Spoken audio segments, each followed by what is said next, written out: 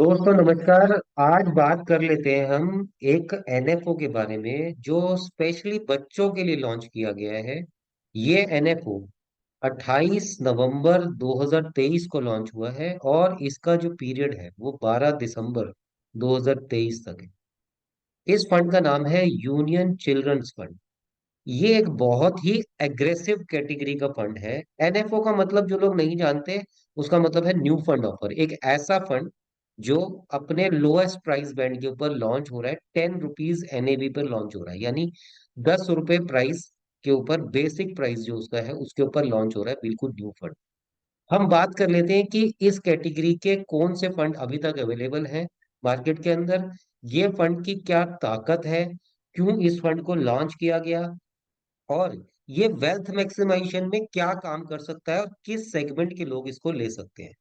अगर हम बात करें तो कौन इस फंड को ले सकता है? कोई भी ऐसा बच्चा जो अभी जस्ट पैदा हुआ है वहां से लेके, अगर 18 ईयर्स अभी कंप्लीट नहीं हुए हैं, वो लोग इस फंड को ले सकते हैं। इस कैटेगरी सेगमेंट के अंदर अगर हम देखें तो एसबीआई मैग्नम चिल्ड्रंस फंड ये भी लॉन्च किया जा चुका है इस फंड के अंदर, और जो पिछले 3 साल पहले लॉन्च किया गया था। अगर इस फंड के अंदर हम इन्वेस्टमेंट की बात करें तो कोई भी आदमी इसके अंदर अपने बच्चों की इन्वेस्टमेंट कर सकता है। बच्चों का पैन कार्ड है या नहीं है तब भी हो जाएगी, और अगर बच्चों का कोई अकाउंट नहीं है तब भी पेरेंट्स के अकाउंट से हो जाएगी। इस फंड के अंदर लॉकिंग पीरियड है 5 ईयर्स और 18 years of age, whichever is earlier. जो चीज पहले हो जाए वो चीज उतनी इसके अंदर लॉकिंग है।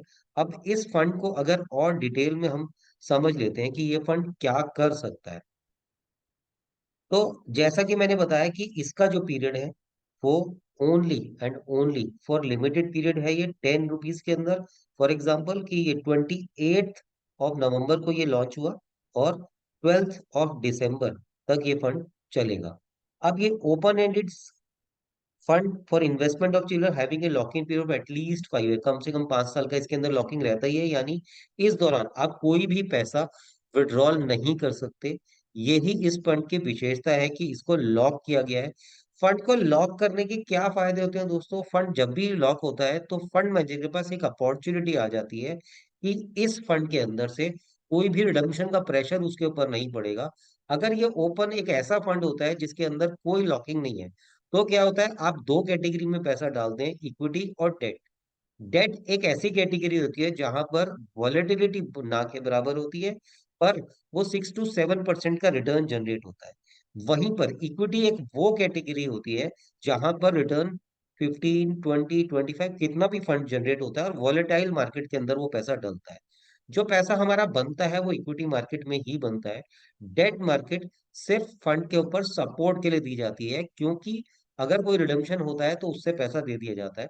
इस फंड की खास बात यह है कि इसके अंदर जो भी इन्वेस्टमेंट हो रही है उसमें से लेस देन 1% जो है डेट के अंदर होगा, क्योंकि रिडम्पशन का प्रेशर नहीं रहेगा फंड मैनेजर पर। तो वो रिस्क टेकिंग फंड्स के अंदर माइक्रो कैप्स और स्मॉल कैप्स में इन्वेस्टमेंट करके रिस्क ले सकते हैं। कोई भी बंदा 5 साल तक पैसा तो उसमें से निकाल नहीं सकता। तो फंड के अंदर return extraordinary high return generate हो जाते हैं। तो अभी हम इसके पहले जो फंड लॉन्च हो चुके हैं ऑलरेडी सेगमेंट के अंदर, उसका भी हम एक फंड का एनालिसिस हम कर सकते हैं। इस फंड के अंदर आप एक रेगुलर एसआईपी भी स्टार्ट कर सकते हैं हर महीने, या आप एक लमसम सिंगल इन्वेस्टमेंट भी कर सकते हैं। आप कोई भी 5,000, 10,000, 15,000, 20,000, 25,000, पर हमें ध्यान रखना होगा 18 ईयर्स ऑफ एज तक ही इसके अंदर पैसा डलेगा। और बीच बीच में हम इस फंड के अंदर टॉपअप भी कर सकते हैं। फॉर एग्जाम्पल, अगर हमने 1 लाख रुपए की एक इन्वेस्टमेंट कर दी और हम 15 दिन के बाद हम बोलते हैं कि भाई हमको 15,000 की और करनी है, तो हम कर सकते हैं, provided the child is below 18 years of age. तो इसका बेंचमार्क बीएसई 500 इंडेक्स है। इसका लॉकिंग पीरियड मैंने बताया, 5 ईयर्स का लॉकिंग पीरियड है। कोई भी एग्जिट लोड इस फंड के अंदर नहीं है, कोई भी एंट्री लोड इसके अंदर नहीं है फंड के अंदर।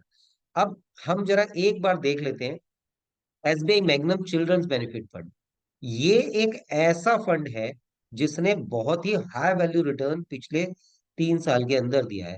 इस फंड का एनएवी 29.71 है। 3 साल पहले यही फंड 10 रुपए पे लॉन्च हुआ था। अगर हम इसकी हिस्ट्री देख लें तो इंसेप्शन की, 29 सितंबर 2020 को ये फंड लॉन्च हुआ था और ये 10 रुपए पे था। और आज की डेट में अगर हम इस फंड को देखते हैं, इट इज एट 29.71, यानी 3 साल के अंदर it has made a return of almost 3 times. 3 साल के अंदर अगर एनुअलाइज रिटर्न देख के चलें तो 40.77%। इसका मतलब ये है 40.77 का कि 1 लाख रुपए मैंने जमा कराए थे, तो 1 साल में ही 41,000 रुपए के करीब उसके अंदर ग्रोथ आ गई। और अगले साल 1,41,000 के ऊपर 41% का रिटर्न जनरेट हो गया। तो it is a marvellous fund. अब इसी कैटेगरी का जो यूनियन फंड लॉन्च किया गया है वो भी ₹10 के एनएबी पर आया है। तो हम 3 साल के बाद एक्सपेक्ट कर सकते हैं कि इस सेगमेंट का ही फिल्टर्ड एक नया फंड आया है जो और बेटर परफॉर्म करेगा। तो डेफिनेटली ये बनता है कि हम अपने बच्चों के लिए कुछ भी इन्वेस्टमेंट करें। कोई आदमी जिसके पास ज्यादा पैसे नहीं है वो 10, 20, 30, 40, 50 कुछ भी पैसा उसके अंदर इन्वेस्ट कर सकता है, पर जरूर उसको ₹10 पे इसको परचेज करना ही चाहिए। अब हम एक एग्जांपल ले लेते हैं कि ये फंड हमको एग्जैक्टली क्या क्या रिटर्न दे सकता है। अगर हम 1 लाख रुपए की इन्वेस्टमेंट करते हैं और टाइम पीरियड हम 18 ईयर्स का ले लेते हैं, तो ये फंड क्या रिटर्न जनरेट कर सकता है। अभी हमने देखा कि 40% का रिटर्न जनरेट हो रहा है फंड में ऑलरेडी, पर हम इसको एक टेंटेटिव 40% के रेट से कैलकुलेट नहीं करेंगे। हम ये मानते हैं कि ये फंड एक इंडियन इकोनॉमी के हिसाब से 15% से 20% के बीच में जनरेट करेगा पैसा। तो ये पैसा किस तरीके से काम करेगा, हम इसको एक बार देख लेते हैं। अगर हमने 1 लाख की सिंगल इन्वेस्टमेंट कर दी और ये फंड 15% के रेट से ग्रो करता है, तो 18 ईयर्स में इट कैन बिकम 12,37,545 रुपीज, यानी 12 टाइम्स इसके अंदर हो गया। यही फंड अगर 20% के सीएजीआर से ग्रो करता है, it can create an amount of 26,62,330। देखिए, ये तो एक नॉर्मल फंड भी हमारे परफॉर्मेंस दे रहे हैं, ये वाली परफॉर्मेंस की इसके अंदर पूरी उम्मीद है, वी कैन गारंटी एनीथिंग। पर ये फंड की परफॉर्मेंस आने की कारण क्या है, क्योंकि debt portion is very very less and equity portion is very very high with a lock in period. तो इसके अंदर रिस्क टेकिंग बहुत ज्यादा की जा सकती है और रिस्क को बीट करने के लिए ऑलरेडी टाइम बाउंड इस फंड को किया हुआ है।